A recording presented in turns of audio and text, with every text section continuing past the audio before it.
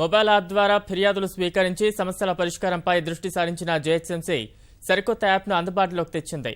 My GHMC పేరిట రూపొందించిన యాప్ను మంత్రి కేటీఆర్ ఆవిష్కరించారు. అనంతరం మాట్లాడుతున్నారు. ప్రత్యక్ష ప్రసారం ద్వారా చూద్దాం. టాపింగ్ టెక్నాలజీ ఏంది, వాళ్ళందరూ కూడా ఈరోజు వస్తున్నారు మధ్యాహ్నం సమావేశానికి. వారి దగ్గర ఆ విషయం తెలుసుకుని ఇదివరకు చేసిన దానికంటే ఇంకేమైనా కాస్త చౌకగా కాస్త తక్కువ ధరకి చేసే అవకాశం ఉందా, ఇవన్నీ కూడా బేరీజ్ వేసుకుని ఈరోజు మరి ముఖ్యమంత్రి గారికి ఒక నివేదిక ఇస్తాము. ముఖ్యమంత్రి గారు మాతో చెప్పిన మాట కూడా ఏమంటే, నిజంగా హైదరాబాద్ నగరంలో రోడ్లకు మాత్రం ఖచ్చితంగా శస్త్రచికిత్స అవసరం, అది చేయాల్సిందే, కానీ దశల వారీగా చేయాలి. ఒకేసారి సర్జరీ చేస్తే కొంత ఇబ్బందులు వస్తాయి, కాంప్లికేషన్లు. పోస్ట్ సర్జికల్ దానికి బాగా తెలుసు డాక్టర్ గారు కాబట్టి పోస్ట్ సర్జరీ వద్దు, అట్లా కాదు. ఆపరేషన్ సక్సెస్ కావాలి, పేషెంట్ కూడా బతకాలి. కాబట్టి తొందరలోనే ఆ కార్యక్రమాన్ని కూడా స్వీకారం చుడతాం. రోడ్ల విషయంలో నేను కూడా అధికారులతో సహా నేను కూడా సంతృప్తిగా లేను. మేము ఇంకా మా పనితీరును మెరుగుపరచుకోవాల్సిన అవసరం ఉంది. నేనే ఒప్పుకుంటా ఉన్నాను. డెఫినెట్ గా మొన్న ఏ రకంగానైతే ఆకస్మికంగా తిరిగాము, పొద్దునప్పుడు తిరిగితే ఏమవుతుందంటే మీరు మీ కెమెరాలు నేను మనమే ఒక 200 మంది జమ అయిపోయి రోడ్లు మనమే జామ్ చేస్తున్నాం. ఆల్రెడీ హైదరాబాద్ లో రోడ్ల మీద తిట్టుకుంటానే ఉన్నారు. మళ్ళీ పొద్దున్న తిరిగితే మళ్ళీ ఎక్కువ తిట్లు పడతాయని చెప్పి అట్లా కాకుండా ఎవరికి సమాచారం ఇవ్వకుండా రాత్రి తిరిగా నేను మేయర్ గారిని కూడా విజ్ఞప్తి చేస్తా ఉన్నాను. వారు ఇప్పటికే వారు కూడా తిరుగుతా ఉన్నారు. ఆయన అయితే బుల్లెట్ మీద తిరుగుతున్నాడు. ఆ మధ్యన రోజు బుల్లెట్ మీద తిరిగితే హెల్మెట్ పెట్టుకోలేదని మళ్ళీ పెట్టుకున్నాడు. అసలు ఫోటో కోసం హెల్మెట్ తీయమన్నారంట, తర్వాత ఆ ఫోటో వేసి హెల్మెట్ పెట్టుకోలేదని రాసినారంట. ప్రెస్ వాళ్ళతో జాగ్రత్తగా ఉండాలి. తమ్మి డిప్యూటీ మేయర్ గారు నేను కమిషనర్ గారు మేమందరం కూడా యువకులమే. అంటే యువకులు అంటే 40 ఆ ప్రాంతంలోనూ, కాబట్టి అందరం కూడా తిరుగుతాం. మా కమిషనర్ గారు కొద్దిగా పెద్దోడు, కానీ అందరం కూడా తిరుగుతాము. దయచేసి ప్రజల్ని కూడా అనేది కోరేది, కొంత సమయం పడుతుంది. ఎందుకంటే మాకు కూడా ఇబ్బందిగానే ఉంది. మాకు కూడా వాస్తవంగా చెప్పాలంటే మేము కూడా అసంతృప్తిగానే ఫీల్ అవుతాం. మేము కూడా సంతోషంగా లేవు. ఎవరైనా కోరుకునేది, ఇప్పుడు మంత్రి అయినా మేయర్ అయినా మేము మనుషులమే. మాకేముంటుందంటే మాకు కూడా ఎవరూ తిట్టుకోకుండా ప్రతి నిమిషం మమ్మల్ని అబ్బా బాగా పనిచేస్తున్నారు శబాష్ అని చెప్పి మమ్మల్ని అనిపించుకోవాలని మాకు కూడా ఉంటుంది. హైదరాబాద్ లో ఇప్పుడు నాకు కనుక అవకాశం ఉంటే అబ్రకదబ్రా లాంటిది ఏమైనా ఉంటే నా దగ్గర కూడా తెల్లారికల్లా మొత్తం వైట్ టాప్ చేసేది నేను కూడా. కానీ ఈ సమస్యలు ఏదో మేము సృష్టించినవి కాదు, మేము మాతో పాటు తీసుకొచ్చినవి కాదు. ఉన్నాయి తరతరాలుగా ఉన్న సమస్యలు, ఆలోచన లేకపోవడం. నేను మన కేపీహెచ్బిలో తిరిగితే ఆశ్చర్యకరమైన విషయం చెప్పారు. ఒకటి, అంత పెద్ద రోడ్డు 150 ఫీట్ల రోడ్డు, దానికి డ్రైనేజీ దిక్కులేదు. ఎవరికి చెప్పాలి ఇప్పుడు? నేను ఎవరిని అనాలా? ఇప్పుడు ఎవరిని ఏమనాలంటే కూడా ఇప్పుడు ఎవరినన్నంటే మళ్ళీ అదో బాధ. కాబట్టి స్టామ్ వాటర్ డ్రైన్స్ లేవు. ఉన్న స్టామ్ వాటర్ డ్రైన్స్ నాలాలుగా మారిపోయినాయి.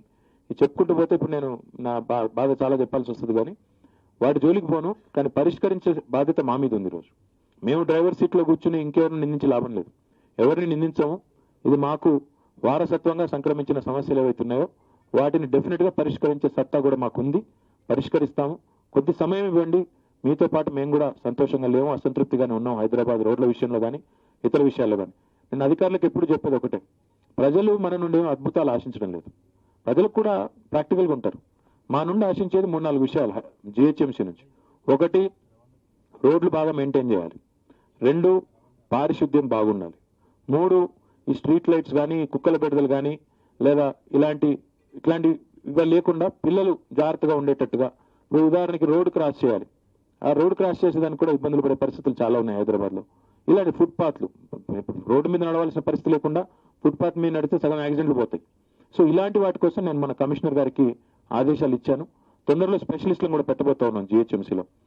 ఒక టీంను స్పెషల్ గా మొత్తం హైదరాబాద్ లో 9,000 కిలోమీటర్ల రోడ్డు ఉంటే చాలా సిగ్గుచేటైన విషయం.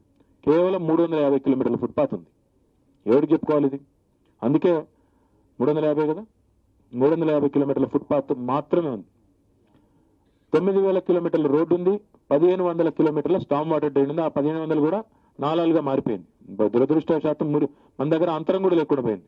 మురికి కాలువకి స్టామ్ వాటర్ డ్రైన్ కి అంతరం కూడా లేదు, రెండు కలిసిపోయినాయి ఎప్పుడో. సో ఇది హైదరాబాద్ దుస్థితి ఈ రోజు. దీన్ని మార్చాలి అనేది మా అందరి సంకల్పం. ఇందాక నేను చెప్పినట్టు ఇంకా వేరే వాళ్ళని నిందించి లాభం లేదు. మేము డ్రైవర్ సీట్ లో ఉన్నాం, నేను మేయర్ గారు, మేమే మార్చాలి. మా చేతుల్లోనే ఈ పని ఉంది, తప్పకుండా చేస్తాము. కొంత సమయం ఇవ్వండి అని చెప్పి మాత్రం ప్రజల్ని కోరుతా ఉన్నాము. ప్రజల సహకారాన్ని అర్థిస్తా ఉన్నాము. మా అధికారులు కూడా చాలా సమర్థవంతంగా పనిచేసే ప్రయత్నం చేస్తున్నారు. కానీ ఉన్న లెగసీ ఇష్యూస్ అట్లాంటివి, కాబట్టి దయచేసి కొంత సమయం ఇవ్వాలని కోరుతూ, నాకు సమయం అయ్యింది. అక్కడ ఇంకో మీటింగ్ ఉంది 10 o'clockకి, ఇప్పటికే లేట్ అయింది. కాబట్టి మళ్ళొకసారి ఈ కార్యక్రమానికి విచ్చేసిన ప్రతి ఒక్కరికి ధన్యవాదాలు తెలియజేస్తూ 3 రకాల స్పెషలిస్టులను నియమించబోతా ఉన్నాం. ఒక టీం మొత్తం ఫుట్పాత్లు హైదరాబాద్లో ఫుట్పాత్లన్నింటినీ కూడా ఉన్న వాటిని ఎంక్రోచ్మెంట్స్ ఉన్న వాటిని తొలగించడం, ఫుట్పాత్ని పాదచారులకు అందుబాటులో తీసుకురావడం ఒక టీం మొత్తంగా ఫుట్పాత్ల కోసమే పనిచేస్తుంది. లేని చోట్ల ఫుట్పాత్లు కొత్తగా నిర్మించడం, ఇంకా వాళ్ళకి వేరే పని ఉండదు. ఫుట్పాత్ స్పెషలిస్టులు వాళ్ళకి ఏం పేరు పెడతారు అందంగా అనేది కమిషనర్ గారికి మేయర్ గారికి వదిలేస్తాం. కానీ వాళ్ళ పనుల్లో ఏంటంటే ఫుట్పాత్లు హైదరాబాద్లో లేని చోట తీసుకురావాలి.